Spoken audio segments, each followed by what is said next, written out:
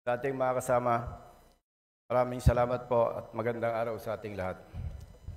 Mr. Speaker, ang ating paglilingkod ay makikita at mararamdaman ng taong bayan sa pamamagitan ng ating mga gawa at hindi lamang sa ating mga salita.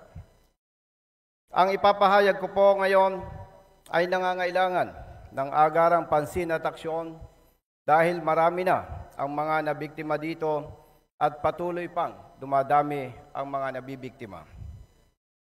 Marami na po tayong mga batas, magaganda at talaga namang kahanga-hanga ang galing ng mga gumawa nito. Pero marami dito ang hindi na ipapatupad ng tama at nagdudulot ng perwisyo at pabigat sa buhay ng marami nating mga kapwa Pilipino. Mr. Speaker, isa po sa mga ito ang ipinatutupad ng LTO, the Republic Act 10930, an act rationalizing and strengthening the policy regarding driver's license by extending the validity period of driver's licenses and penalizing acts in violation of its issuance and application, amending for those purposes Section 23 of Republic Act 4136 as amended by Batas Pambansa Bilang 398 and Executive Order Number 1011, otherwise known as the Land Transportation and Traffic Code. Mr. Speaker, maganda po ang layunin ng mga authors ng Republic Act 10930 at ito po ay ang mga sumusunod. Una, hangad nila na mabigyan ng 10 taong validity ng lisensya sa pagmamaneho ang mga drivers na hindi magkakaroon ng paglabag sa loob ng 5 taong validity ng kanilang naunang lisensya.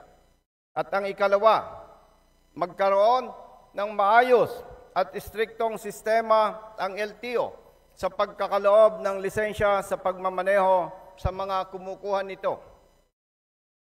Ganyan po kaganda ang layunin ng mga authors ng Republic Act 10930. Ngunit, dahil sa Implementing Rules and Regulations, IRR, na inilabas ng DOTR noong 2019, marami ang mga kapwa nating Pilipino ang tinatanggalan ng LTO ng lisensya sa pagmamaneho.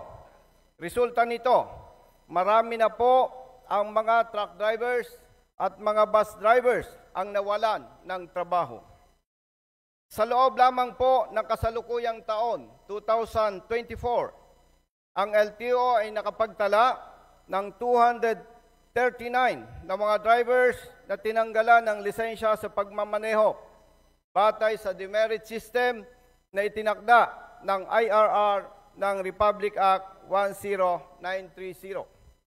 Patunay po dito, Mr. Speaker, marami ng mga truck operators at mga bus operators ang dumadaing dahil marami na sa kanilang mga driver ang tinanggalan ng LTO ng lisensya sa pagmamaneho.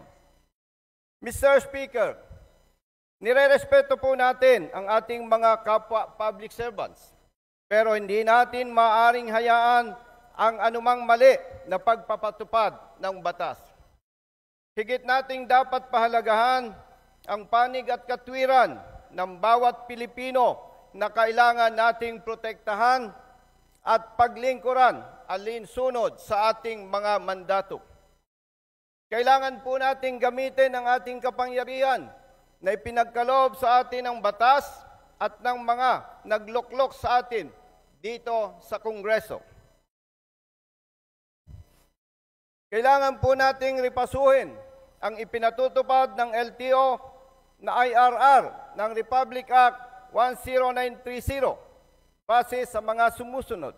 Una, walang batas na nag-uutos at walang sapat na batayan ang IRR ng Republic Act 10930 para magpataw ng dobleng demerits sa bawat paglabag ng mga drivers ng mga pampublikong sasakyan. kumpara sa mga demerits na ipinapataw nila sa mga drivers ng mga pribadong sasakyan.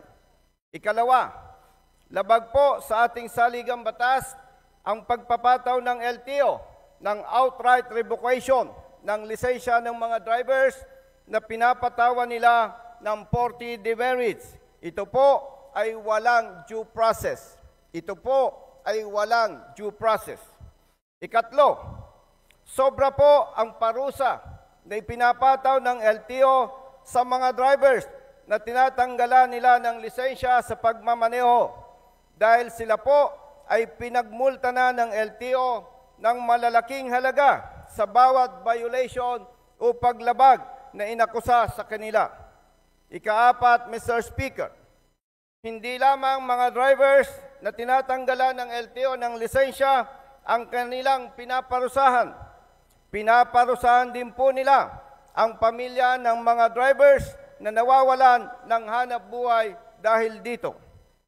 Ikalima, napeperwisyo rin po ang mga trucking company at mga bus company na nawawalan ng mga drivers resulta ng ganitong pagpapatupad ng LTO.